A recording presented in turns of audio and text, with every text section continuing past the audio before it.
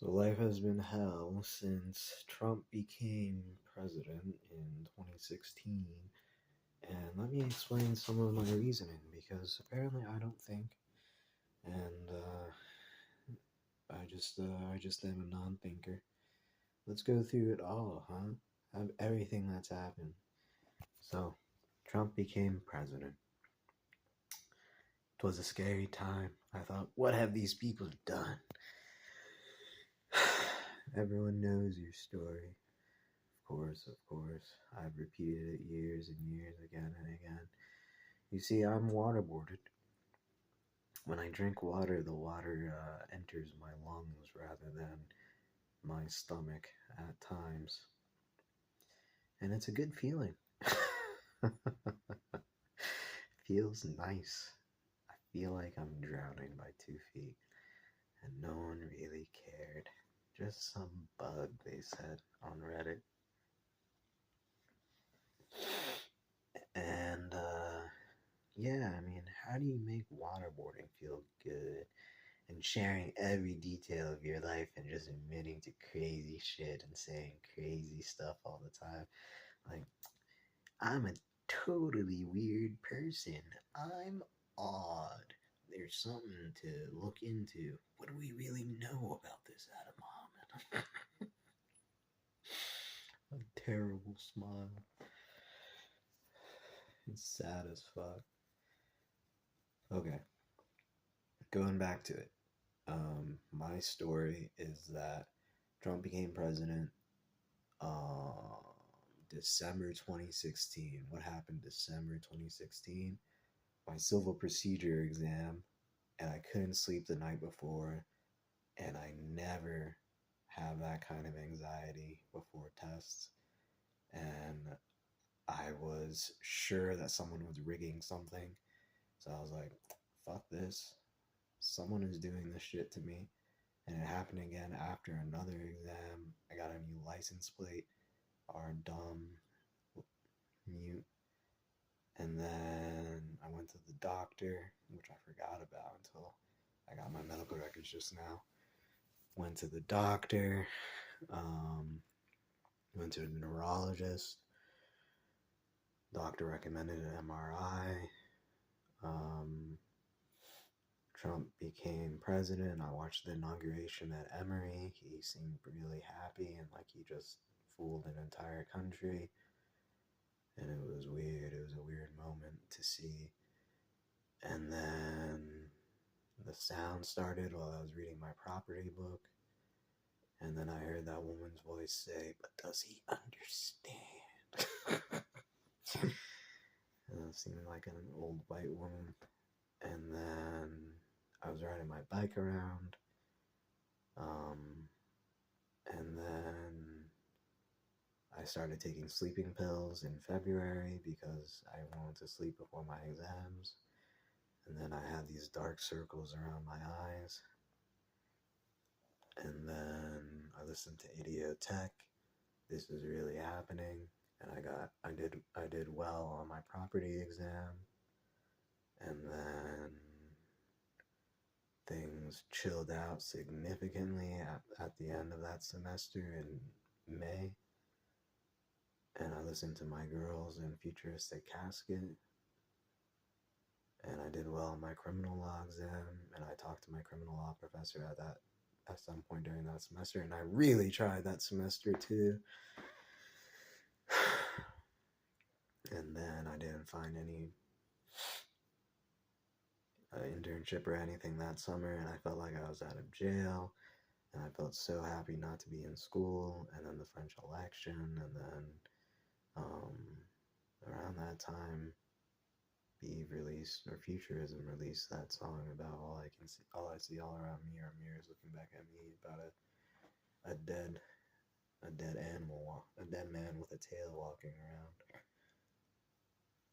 Futuristic casket. I must have died 1,000 times. My hair looks awful today. Bummer. I don't look good. Well, that's true. That all is my story.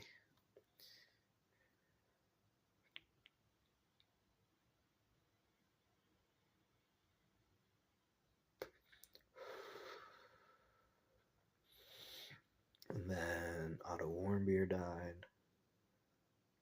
And then I got an MRI. Confirmed A, apparently, according to my MRI report. Or the neurologist, at least. And then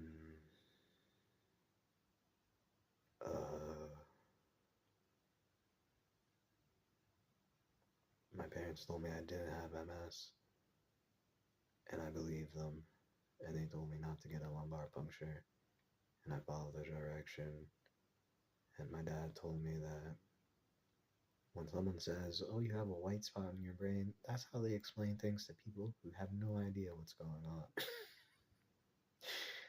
And that hurt. And my dad told me I had a cyst in my brain and it wasn't a big deal, and I thought he was talking about the CT scan, and I thought he was lying to me.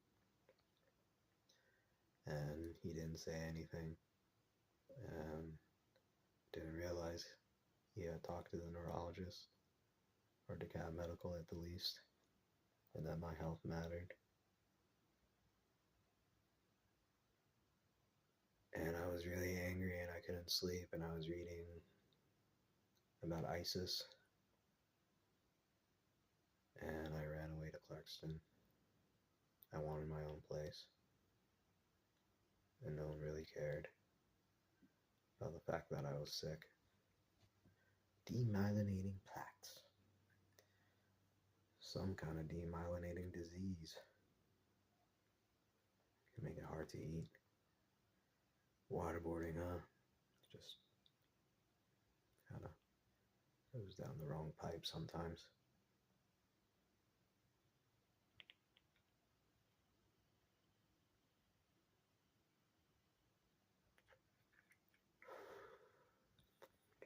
Why would you ruin the one lung we gave you? Well, they used to scream when I was smoking when I came back here in 2019. Anyway, went to Clarkston. Felt like a soldier. Yeah, pretty much. Oh yeah, and then after Trump got elected, I read Strategy from Library Genesis. So that was fall 2016, around winter 2016, and World Order by Kissinger. So I'm in Clarkston. So it begins. Fire, or whatever. AI, social media. I get sick again. It's hard to eat around the winter. I'm looking up and trying to swallow my food, and I'm just coughing. I keep a journal, the Lost Journal, stored on Adamo, and what's it called happens. I'm sick. I don't know how. I want to leave Emory, and I leave Emory. Beautiful day. After my finals. Me thinking Kim Jong-un knows who I am.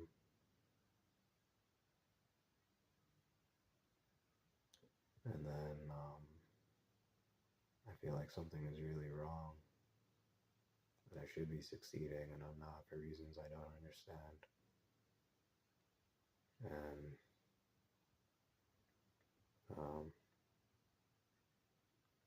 not now. And then I run away a lot, up and down the East Coast, up to Maryland. I walk around a lot. I try to go to Columbia. I get stuck in Fort Lauderdale because I started screaming on the flight to Fort Lauderdale. It was Atlanta, Fort Lauderdale, or Lauderdale, Bogota. I start screaming as the flight takes off because I feel like I'm about to become unconscious. And it was scary. I get calmed down by someone. I sit in the back. And then I run around Fort Lauderdale coughing, sick.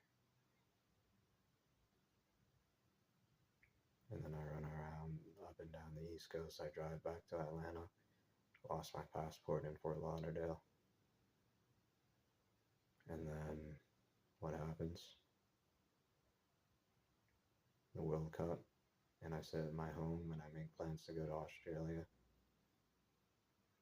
around fall 2018. And I would watch the news in the morning and then go on YouTube and look for work. And then people would throw out the trash every time I looked for a job. Or every time I did something, it just constantly seemed like a message that people were calling me trash. And that started the spring of 2018 in Clarkston when I started cutting my hair and skipping class. And then I ran away in 2019. And then someone threatened a Holocaust in California.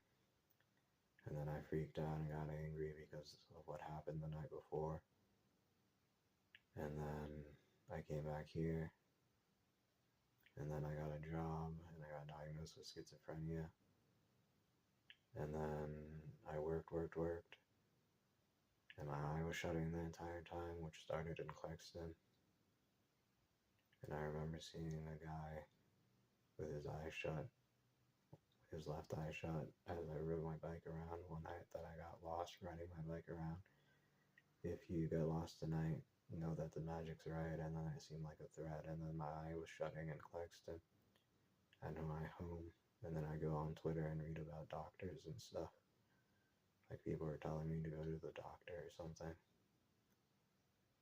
And then my eye was shutting during my Make of America job. Then I went to Africa and then I came back here. And my eye started shutting again and I tried to learn web development while it was shutting.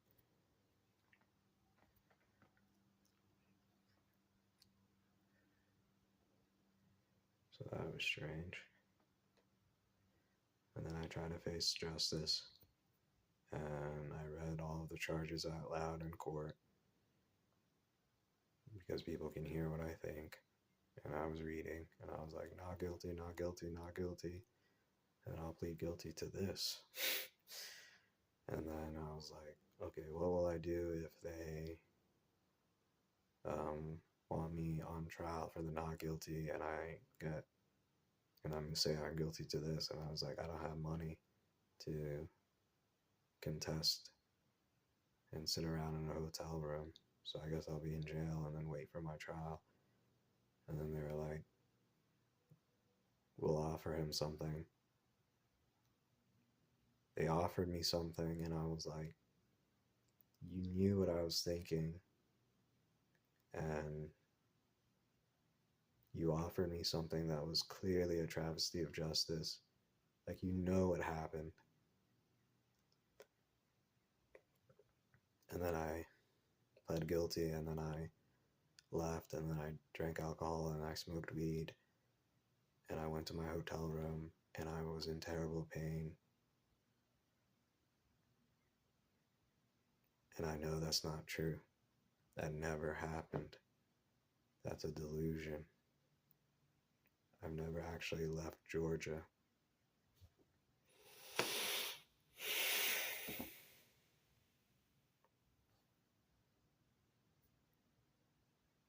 This is some dream I had. And I had a dream just now as well that I was in my home and I saw this amazing painting. And then I realized it wasn't a painting, it was real life. And then there was a Palestinian who was blonde. And then I went upstairs in Al Jazeera. At first it seemed like it was SEAL Team 6, and then the door was closed, and then I opened the door, and then Al Jazeera rushed in, and then my mom was talking to me, and a reporter from Al Jazeera was talking to me.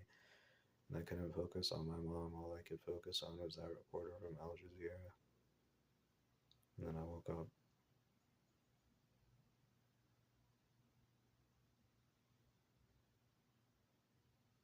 Sometimes I wonder if I die at night or if those are near death experiences. But according to my watch, my heartbeat is strong.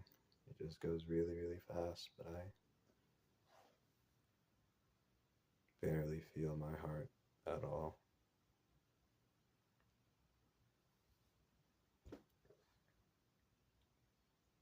Sometimes I really do think I'm dead.